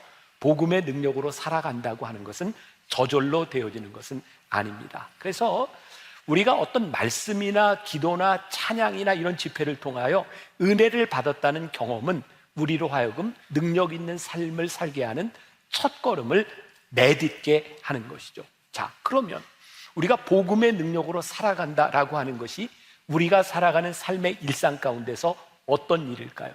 저는 굉장히 불편한 일이라고 생각합니다. 이 세상 한가운데서 우리들이 복음을 산다? 굉장히 불편한 일이에요. 그런데 이 불편함을 불평하지 않는 것, 그때 우리는 복음의 능력을 살아가게 되죠. 불편함을 불평하지 않을 수 있는 이유는 무엇일까요? 우리들이 하나님과의 사랑에 빠질 때 우리는 불편함을 불평하지 않습니다. 예를 들어 보겠습니다. 몇 주 전 우리 교회 부목사님이 수요일 날 설교를 했어요. 예수님과 함께라고 하는 시리즈로 설교를 하는데 이런 예를 들더라고요. 그 목사님이 보기에 자기 부모님, 어머니와 아버지가 너무 사랑하는 그런 관계라는 거예요. 그런데 아침에 자고 일어나 보면 어느 날은 엄마가 거실에서 자고 아버지가 혼자 방에서 자고 어느 날은 아버지가 거실에 자고 엄마가 혼자 방에서 잘 때가 있대요. 그러면서 강조를 하더라고요. 우리 부모님은 틀림없이 사랑하는 사이입니다. 그런데 왜 그런 일이 일어나는가? 아버지가 코를 심하게 고는데 어떤 날은 아버지가 알아서 이렇게 밖에 나가서 잘 때도 있고 어떤 날은 엄마가 견디다 못해 나가서 잘 때도 있대요. 그러면서 강조를 하더라고요. 우리 부모님은 사랑하는 사이입니다. 근데 이유가 뭐냐면 사랑하지 않는다면 그렇게 불편하게 살 이유가 없는 거예요. 안 살면 되는 거예요. 그런데 사랑하기 때문에 불편함을 감수하는 거죠. 너무 와닿는 예화 아닌가요? 우리들이 하나님을 사랑한다고 하는 것이 우리들의 삶에 불편함을 주지 않는 것이 아니라 하나님을 사랑하기 때문에 불편함을 감수할 수 있는 거죠. 여러분들 혹시 연애를 해보셨나요? 안 해보셨어요? 저는 연애할 때 생각이 나는데 우리 집사람 제가 처음 손을 잡았을 때 손에 진땀이 나고 막 이게 끈끈하고 그 더운 날 손을 잡았는데, 근데 이렇게 더운 날 손을 딱 잡았을 때 땀이 나서 불쾌했을까요? 아니죠. 그때는 이렇게 설렘이 있는 거예요. 참 신기하죠. 그 더운 날 손을 잡는 끈끈함이 불쾌감을 주는 것이 아니라 설렘을 줍니다. 또 이렇게 이제 비 오는 날 이렇게 우산을 쓰고 갈 때, 제 아내하고 저는 이렇게 우산을 쓸 때 정말 특별한 일이 아니면 한 우산을 쓰고 같이 갑니다. 그러면 생각해 보세요. 비가 오는데 둘이 함께 우산을 쓰는 것이 그게 불편한 일일까요? 또 다른 애틋함이 있는 것일까요? 상황에 따라 다르겠죠. 네. 애틋함이 있는 것은 어떤 이유일까요? 사랑에 빠지면 불편함이 애틋함이 되는 겁니다. 하나님의 사랑, 복음의 능력, 그것은 하나님의 사랑과의 관계 속에 있는 거죠. 사도 바울은 오늘 본문에서 이렇게 이야기를 합니다. 35절 우리 같이 한번 봉독합니다. 35절 나같이 시작. 누가 우리를 그리스도의 사랑에서 끊으리요? 환난이나 곤고나 박해나 기근이나 적신이나 위험이나 칼이랴. 누가 우리를 그리스도의 사랑에서 끊으리요? 환난이나 곤고나 박해나 기근이나 그 어떤 것도 우리를 그리스도의 사랑에서 끊을 것이 없다는 거예요. 영어 성경 NIV에 보면 끊으리요라고 하는 이 부분을 이렇게 쓰고 있어요. Who shall separate us from the love of Christ? 누가 우리를 그리스도의 사랑에서 분리할 수 있으리요? 예수님의 사랑이 우리를 붙들어 주신다는 거예요. 그 어떤 것도 우리를 분리할 수 없다는 거예요. 제가 또 이번 기간 동안 많이 인용하는 책 가운데 하나가 루이 기글리오의 골리앗 끝장내기라고 하는 책인데, 여기에 아주 좋은 통찰이 하나 나와 있어요. 마태복음 3장 16절부터 17절까지 말씀을 가지고, 자, 우리 같이 한번 읽어봅니다. 자, 시작. 예수께서 세례를 받으시고 곧 물에서 올라오실새 하늘이 열리고 하나님의 성령이 비둘기같이 내려 자기 위에 임하심을 보시더니 하늘로부터 소리가 있어 말씀하시되 이는 내 사랑하는 아들이요 내 기뻐하는 자라 하시니라. 제가 좋은 통찰이라고 하는 게 이 책에서요, 예수님이 이때 세례를 받으실 때 예수님은 공생애를 아직 시작하지 않으셨고 어떤 기적도 어떤 능력도 행하시지 않으셨고 예수님은 아직 십자가도 지시지 않았어요. 아직 아무것도 하시지 않은 예수 그리스도, 하나님께서 예수님을 바라보며 이는 내 사랑하는 아들이요 내 기뻐하는 자다라고 말씀하고 있어요. 무엇을 했기 때문에, 무엇을 이루었기 때문에 사랑한다고 하시는 것이 아니라 내가 너를 이미 사랑했다라고 하나님 아버지께서 말씀하고 계세요. 자, 여러분 시편 8편 3절부터 4절까지에 보면 다윗의 고백이 나오고 있거든요. 우리 한번 같이 봅시다. 3절 4절 시작. 주의 손가락으로 만드신 주의 하늘과 주께서 베풀어 두신 달과 별들을 내가 보오니 사람이 무엇이기에 주께서 그를 생각하시며 인자가 무엇이기에 주께서 그를 돌보시나이까. 이 시를 썼던 상황이 언제인지 명확히 모르겠지만 다윗은 골리앗과의 싸움에서 그가 승리한 이후에 사울 왕에게 10년이 넘는 시간들을 도망자의 세월을 보내요. 그리고 나서도 다윗은 많은 어려움의 시간들을 보내게 되죠. 그런데 다윗이요, 그 어려움 가운데 무슨 고백을 하고 있냐면 주의 손가락으로 만드신 주의 하늘과 하나님께서 베풀어 주신 달과 별들을 보니 하나님, 내가 무엇이 간데 하나님 나를 생각하시고 하나님 무엇이 간데 나를 돌보십니까? 그게 다윗에게 너무 큰 하나님의 사랑으로 고백이 되는 거예요. 다윗의 인생은 많은 위험과 칼과 적신과 기근과 어려움 가운데서 누구도 끊을 수 없는 하나님의 사랑의 관계 속에서 그의 인생을 살아가게 되죠. 아, 하나님이 나를 생각하시는 이 사랑에서 아무도 나를 끊을 수 없구나. 사실 오늘 말씀을 전하면서 어제 토요일에도 10시 예배에도 12시 예배에도 제 마음속에 떠오르는 우리 교우들의 얼굴이 있어요. 하나님, 저 사람이요 지금 위험과 어려움과 기근의 시간을 지나가고 있습니다. 그런데요, 어떤 하나님의 사랑도 그를 끊을 수 없다는 이 믿음이, 이 복음의 능력이 그에게 살아있게 하여 주옵소서. 오늘 우리들에게 주시는 복음의 능력을 바라보기로 결심하는 시간이 되었으면 좋겠다. 존 오토버그가 쓴 인생 영생이 되다라는 책에 이런 이야기가 나와요. 우리가 구원받는 방법, 구원의 기도, 이런 말들을 참 많이 하는데 우리들이 오해하는 게 있다. 그러면서 그의 책 가운데 랭스턴 휴즈라는 사람이 쓴 에세이 구원에 대한 내용을 소개하고 있는데, 우리가 이렇게 구원을 오해하고 있는 것은 아닌지 우리도 한번 생각하며 들어보면 좋겠어요.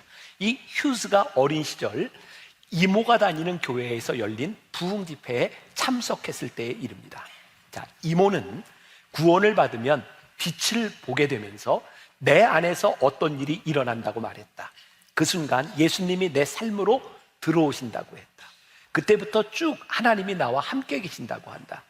이모는 영원 깊은 곳에서 예수님을 보고 느끼고 그분의 음성을 들을 수 있게 된다고 말했다. 이모 말고도 정말 많은 어른들이 그렇게 말하는 것을 보아 사실인 듯했다. 그래서 붐비는 인파로 열기가 넘치는 그 교회에 조용히 앉아 예수님이 내게 오시길 기다렸다. 부흥회를 인도하는 목사는 지옥에 관한 설교를 하고 나더니 앞으로 나오지 않겠습니까? 예수님께로 오시지 않겠습니까? 어린 양들이여 앞으로 나오시지 않겠습니까? 라는 요청을 했고, 그러나 휴즈는 그 자리에 가만히 앉아 있었다. 마침내 나와 한 아이만 빼고 모든 아이가 제단으로 나와 구원을 받았다. 내 옆에 앉은 아이는 순회 설교자의 아들로 이름은 웨슬리라고 했다. 곧 누나들과 집사들이 웨슬리와 나를 삥 두른 채 기도를 했다. 교회 안은 몹시 뜨겁고 시간은 점점 늦어져 갔다. 결국 웨슬리가 내게 조용히 속삭였다. 더 이상 앉아있지 못하겠다. 그냥 나가서 구원을 받자. 그렇게 웨슬리는 나가서 구원을 받았다. 그리하여 회개자석에는 휴즈 혼자 남아 아직 오시지 않은 예수님을 기다리고 있었다. 온 교회 회중들은 더욱더 간절한 목소리로 휴즈를 위해 기도하기 시작했고, 휴즈는 수치와 당황스러움, 두려움으로 인해 마침내 거짓말하기로 결심했다. 그는 앞으로 나가 구원을 받았다. 모든 교인들은 시끌벅적 박수를 쳤고, 그날 밤 휴즈는 벽에 머리를 묻고 울기 시작했고, 이모는 그의 울음소리를 들었다. 그리고 이모는 이야기합니다. 네가 드디어 구원을 받았구나. 그러나 휴즈가 울었던 이유는 온 교인 앞에서 예수님을 믿을 수 없다고 말하지 못하고 거짓말한 것에 대하여 눈물을 흘리고 있었다. 저는 우리 신앙의 많은 부분들이 구원을 이렇게 오해하고 있다는 생각이, 복음의 능력을 오해하고 있다는 생각이 들어요. 이런 공식에 의하면, 이런 패턴에 의하면 여러분들이 구원을 받을 수 있습니다. 그런 일들을 우리는 그동안 신앙생활하면서 많이 경험했던 것 같아요. 마치 연불을 외우며 해탈을 할 수 있다는 것처럼, 마치 주기도문을 외우면 우리 앞에 악귀가 떠나간다고 말하는 것처럼, 그러나 성경은 우리들에게 어떤 곳에서도 그렇게 구원받는다고 말씀하지 않아요. 한때 한국 교회에 그런 쓰러지는 열풍이 있었던 때가 있어요. 집회를 하면서 설교자가 기도하면서 손을 대면 사람들 뒤로 뻥뻥 넘어져요. 그런데 있다가 나만 안 넘어가면 굉장히 당황스러운 거죠. 어떤 교회 목사님을 초청해놓고 부흥회를 하는데 다 쓰러지는데, 목사님도 어찌할 바를 모르다가 앞에 섰는데 안 넘어가더래요. 고민이 많이 됐대요. 결국은 설교자한테 가서 죄송해요. 그리고 자리에 가서 앉았다고 해요.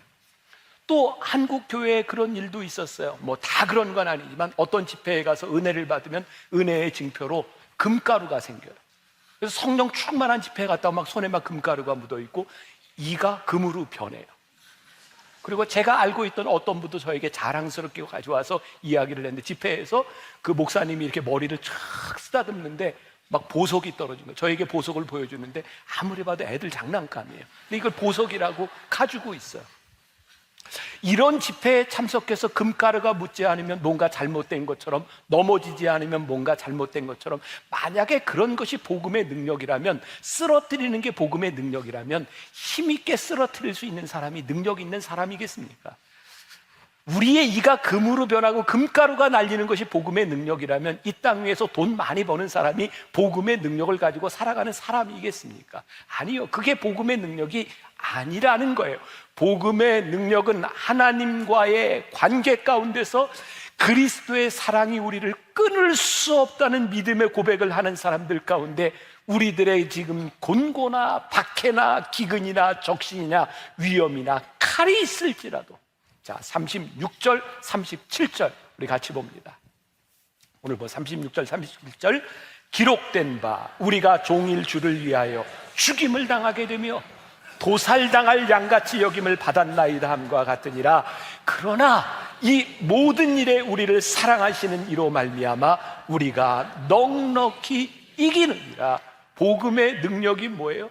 예수님께서는 우리들의 삶을 나쁜 상황 가운데서 좋은 상황으로 옮겨주시는 것이 구원과 그것이 복음의 능력이라고 말씀하시는 것이 아니라 우리들의 삶이 바뀌어지는 환경의 변화에 초점을 맞추시는 것이 아니라 우리들의 새로운 삶의 관계에 초점을 맞추고 계십니다. 누가 우리를 그리스도의 사랑에서 끊을 수 있으리요? 하나님의 사랑이 우리를 끊을 수 없을 때에 우리들에게 환난이나 곤고나 박해나 기근이나 적신이나 위험이나 칼도 우리들에게 문제가 되지 않는다는 거예요. 그리고 이 복음의 능력 안에서 우리가 넉넉히 이긴다고 말씀하고 있습니다. 자, 37절 다시 봅니다. 그러나 이 모든 일에 우리를 사랑하시는 이로 말미암아 우리가 넉넉히 이기느니라. 자, 복음의 능력. 신약 성경에는 능력이라고 하는 말이 120회 정도 나오고 있어요. 능력이라는 말이 헬라어의 두나미스라는 말이거든요. 이 두나미스가 어떤 단어의 어원이냐면 다이나마이트라는 말의 어원입니다. 다이나마이트 아시죠? 옛날에 광산에서 이렇게 채굴을 하고 석산을 캐려고 하면 사람들이 다 삽과 곡괭이질을 하고 며칠의 일을 해야 되는데요, 다이나마이트가 발견된 이후에 어떻게 해요? 다이나마이트를 장치하고 터뜨리면 한 번에 빵 터지는 거야. 이게 능력이라는 거예요. 여기서 넉넉히 이긴다고 하는 것은 한순간에 우리들의 삶을 변화시켜주는 능력을 이야기하고 있는, 아마 여러분들도 여러분들 나름대로의 어떤 컴플렉스 같은 게 있을 거예요. 종류는 다르지만 저도 학창시절에 참 많은 컴플렉스가 있었어요. 제가 뭐 이렇게 전체적으로 모든 공부를 못하지 않았는데 저는 수학을 너무 못했어요. 저는 소위 말하는 수포자예요. 기분 좋죠? 이렇게 수포자가 이렇게 설교를 하고 있어요. 수학이 그렇게 힘들고 저는 잘 못했어요. 제가 시험을 볼 때는 학력고사를 보는데 국어, 영어, 수학 이 세 과목이 전체 학력고사의 50%를 차지했어요. 제가 고3 때 이제 학력고사를 보고 대학을 가야 되는데 수학은 아예 포기를 했고 그 상태에서 어쨌든 점수를 잘 받아야 대학을 가게 될 텐데 중간에 영어도 제가 어떻게 할 수 없었어요. 영어 수학을 포기했어요. 그러니까 여러분들은 지금 영어 수학을 포기한 목사한테 설교를 듣고 있는 거예요. 그래서 영어 수학을 포기한 채로 제가 받을 수 있는 점수, 제가 다행히 국어는 잘했고 다른 과목들 암기 과목을 잘해서 거의 안 틀렸어요. 그래서 감리교 신학대학에 제가 장학금을 받고 장학생으로 들어가게 됐어요. 근데 제가 다니던 그 학교에서 평소에는 하지 않던 그 해에 모든 신입생을 대상으로 영어 시험을 본 거예요. 그리고 영어 시험을 보고 그 시험에 의해서 A, B, C, D 반으로 나눴는데 저는 장학금을 받고 우수한 성적으로 들어가서 D반에 들어갔어요. 그때부터 제 속에 무너진 자존감. 공부가 그렇게 힘든 거예요. 나는 늘 공부를 못하는 사람, 그런 생각을 가지고 나 자신 컴플렉스를 가지고 살았어요. 그런데 어쨌든 유학에 대한 꿈을 꾸고 토플 공부를 하고 어플라이를 하고 정식으로 미국에 있는 대학원에 가게 되었어요. 근데 정말 힘든 건 첫 수업 시간에 들어갔을 때 내가 토플 공부할 때의 영어와 실제 강의실에서 듣는 영어는 너무 다른 거였어요. 하나도 알아들을 수가 없었어요. 내가 여기서 어떻게 공부하지? 그런데 나보다 먼저 와 있던 한인 유학생들은 아무 문제 없이 공부하는 것 같았고 공부하는 학생들이 너무 자신감이 넘쳤어요. 그것도 저에게 컴플렉스가 됐어요. 그런데 아무튼 1년 기간을 열심히 공부를 했는데 제가 1년 동안 전 과목 A를 받았어요. 지금 믿으셔야 되는 거예요. 이거 진짜 믿어야 되는 거예요. 전 과목 A를 받았어요. 어떻게 받았는지 모르지만 그랬더니 1년을 마치고 나서 이제 한국 학생들이 공부를 할 수 있도록 아르바이트 자리를 주는데 대개 이제 성적에 따라서 이렇게 선택할 수 있도록 주는데 대개 다른 한국 학생들은 청소를 하거나 뭐 페인트 칠은 일을 할 때 저는 사무실에서 일을 하게 됐어요. 그리고 사무실에서 일을 하다가 한국 학생들의 파일을 다 보게 되었는데 제가 유학원 모든 한국 학생 중에 제일 토플 성적이 좋은 학생이었어요. 믿으셔야 된다니까 진짜. 근데 그 순간 제가 가지고 있던 컴플렉스가 한 방에 다 날아갔어요. 그리고 저는 한국 학생회 회장도 하고 유학생들을 돌보는 일을 했어요. 제가 지금 무슨 얘기를 하려고 하는가, 제 삶에 있었던 한순간의 컴플렉스를 날려버렸던 그 일, 우리가 어떤 사고에서 스모킹건이라는 이야기를 해요. 요것만 딱 스모킹건만 있으면 요거는 그냥 딱 어쩔 수 없는 거예요. 오늘 본문에서 이야기하고 있는 것, 자 36절에 기록된 바 우리가 종일 주를 위하여 죽음을 당하게 되며 도살할 양같이 여김을 받았나이다 함과 같음이니라 라는 그 상황 가운데서 우리의 문제를 문제되지 않게 하는 그 놀라운 능력, 그게 뭐라고 이야기하냐면 누가 우리를 그리스도의 사랑에서 끊을 수 있으리요, 그 사랑이 우리들에게 능력이. 제 인생에 있어서 제 삶의 모든 컴플렉스를 한 방에 날려보냈던 그 일, 이 공부의 문제가 아니라 제 삶의 컴플렉스를 한 방에 날려버렸던 놀라운 사건은 제가 하나님이 나를 사랑하신다는 고백에 있었어요. 참 놀랍죠? 저는 하나님이 한 번도 나를 사랑하신다고 생각해 본 적이 없었어요. 왜? 내 인생이 내 맘대로 안 됐으니까.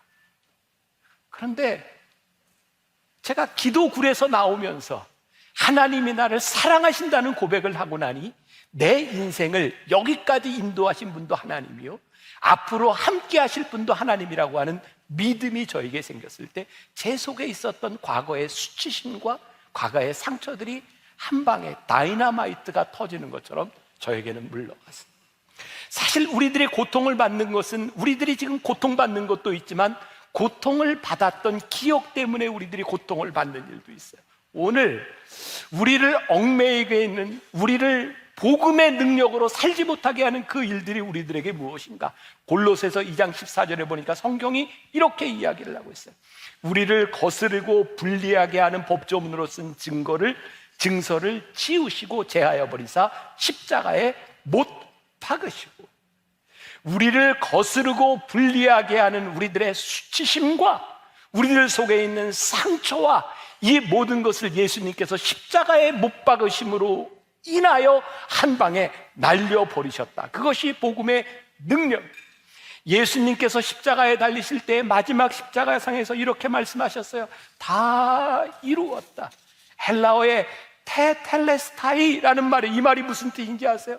어떤 상인이 누구에게 빚을 졌는데 이 빚을 다 갚았다고 도장을 꽝 찍는 거예요. 하나님께서 우리들을 위하여 십자가에 돌려 돌아가시면서 우리들에게 말씀하신 것이 다 갚았다. 이제 모든 것이 다 말소되었다. 이제 네가 자유로워졌다. 이제 네가 넉넉히 이길 수 있다고 우리들에게 선언하고 말씀하십니다. 넉넉히 이긴다. 이 부분이 영어 성경에 보니까 conqueror라고 하는 말을 쓰고 있더라고요.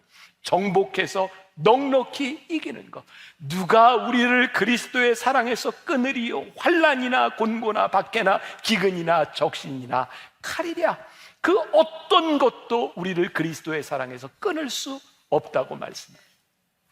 제가 언젠가 출애굽기 8장 말씀을 가지고 설교할 때였는데 9절과 10절 보세요. 제가 왜 여러분들에게 이 구절을 보자 그러는가 한번 생각하면서 읽어보세요. 자, 9절과 10절 같이 봅니다. 모세가 바로에게 이르되 내가 왕과 왕의 신하와 왕의 백성을 위하여 이 개구리를 왕과 왕궁에서 끊어 나일강에만 있도록 언제 간구하는 것이 좋을는지 내게 분부하소서. 그가 이르되 내일이니라. 모세가 이르되 왕의 말씀대로 하여 왕에게 우리 하나님 여호와와 같은 이가 없는 줄로 알게 하리니. 자, 제가 왜 이 구절을 여러분들과 함께 읽었을까요? 한번 보세요. 10가지 재앙이 이렇게 쭉 내리고 있는데 개구리 재앙이 내렸을 때예요. 바로가 이 개구리 때문에 못 살 지경이 된 거예요. 그래서 이제 모세에게 이걸 좀 없애달라. 모세가 지금 뭐라고 얘기하냐면, 그래요, 저한테 언제든지 없애달라고 이야기하세요. 그러면 이 없애는 것을 통하여 하나님이 어떤 분이신지를 알게 될 것입니다. 그랬더니 바로가 모세에게 뭐라고 이야기하냐면 내일이니이다. 그럼 너무 신기하지 않아요? 아니, 개구리를 없애는 일을 지금 해야지 왜 내일까지 기다립니까? 저에게 그런 생각이 들었어요. 우리가 복음의 능력을 의지하고 살아가는데 진짜 중요한 것은, 우리들이 복음의 능력을 바라보고 살기로 결심하는 것은 내일의 일이 아니라 지금 우리들이 해야 되는 일. 누가 우리를 그리스도의 사랑에서 끊으리요? 내가 주님을 바라보기로, 주님의 능력을 바라보기로, 복음의 능력을 바라보기로 제가 결심합니다. 오늘 이 시간 제가 복음의 능력으로 살아가겠습니다. 제가 목자의 심정으로 우리 사랑하는 성도들의 삶의 위험과 적신과 칼과 기근 가운데서 하나님, 오늘 믿음으로 우리들이 선포하게 하여 주옵소서. 오늘 제가 복음의 능력으로 살기를 선포하면 누가 우리를 그리스도의 사랑에서 끊을 수 있으리요? 내가 넉넉히 이김을 선포하게 하여 주옵소서. 그래서 오늘 여러분들에게 그런 결심이 있으면 좋겠어요. 제가 복음의 능력을 바라보며 살기로 결심합니다. 그때 이 결심이 마치 다이너마이트가 폭발하는 것처럼 우리 가운데서 능력으로 드러나게 될 거예요. 지난주에 제가 설교를 못했어요. 너무 이렇게 좀 힘들었어요. 근데 저에게는 또 며칠 동안에 복음의 능력을 경험하는 시간이었어요. 하나님의 사랑에서 저를 끊을 자가 없겠죠. 저에게는 그런 담대함이 생겼어요. 제가 죽을 때는 제 사명이 다 했을 때죠. 힘들고 어려운 순간들이 우리들에게 언제든지 찾아와요. 그런데 누가 우리를 그리스도의 사랑에서 끊을 수 있겠습니까? 우리를 부르시고 우리를 붙잡아 주시고 우리와 함께 하시는 하나님의 사랑에서 누가 우리를 끊을 수 있겠습니까? 오늘 복음의 능력을 바라보기로, 오늘 여러분들의 삶의 한가운데에서 예수의 이름으로 일어나는 귀한 능력이 여러분들에게 임하기를 주님의 이름으로 간절히 축원합니다. 우리 예수의 이름으로 우리 찬양할 때 저는 여러분들을 위해서 목자의 마음으로 중보하고, 하나님, 우리 성도들의 삶에 이 복음의 능력이 나타나게 하여 주옵소서. 오늘 우리의 입술로 넉넉히 이기느니라 고백하게 하여 주옵소서. 그 믿음과 확신 가지고 나가게 하여 주옵소서. 우리 찬양하며 함께 기도하면 좋겠습니다. 예수의 이름으로 나는 일어서리라. 주가 주신 능력으로 나는 일어서리라. 원수가 날 향해 와도 쓰러지지 않으리. 주가 주신 능력으로, 주가 주신 능력으로, 주가 주신 아버지 하나님, 우리 사랑하는 성도들의 삶 내가 넉넉히 이기겠습니다. 누가 우리를 그리스도의 사랑에서 끊을 수 있으리요? 위험이나 적신이나 기근이나 칼이냐? 오늘 내 삶에 이 믿음의 고백이 있기를 간절했습니다. 예수의 이름으로 일어서게 하여, 예수의 이름의 능력으로 일어서게 하여 주님. 나는 일어서리라. 원수가 날 향해 와도 쓰러지지 않으리. 주가 주신 능력으로, 주가 주신 능력으로, 주가 주신 능력으로 일어서니 원수가 날 향해 와도